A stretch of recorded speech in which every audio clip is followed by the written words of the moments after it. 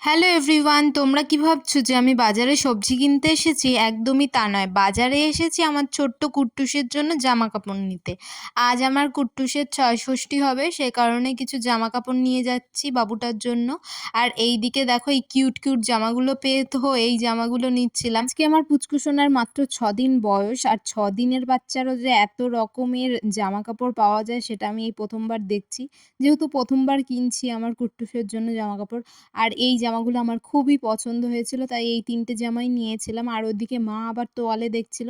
তারপর আমাদের জামাকাপড় কেনা কমপ্লিট হয়ে গেলে আমরা পান সুপুরির দোকানে গিয়েছিলাম। পান সুপুরি নিতে হয় আর মিষ্টি নিতে হয়। বাড়ি গিয়ে রেডি হয়ে চলে এসেছিলাম। রাস্তা থেকে টোটো ধরে নিয়েছিলাম বৌদিদের বাড়ি যাওয়ার জন্য। আর ৪২ নম্বর রেলগেটে যে কি পরিমাণ ভিড় হয় গেট পড়লে, সেটা গেট না পড়লে বোঝা যাবে না। আর কথা বলতে বলতে আমরা পৌঁছেও গেছি। তোমাদের সাথে দেখা হবে অন্য কোনো মিনি ব্লগে। সকলে ভালো থেকো, সুস্থ থেকো। টাটা আজকের জন্য।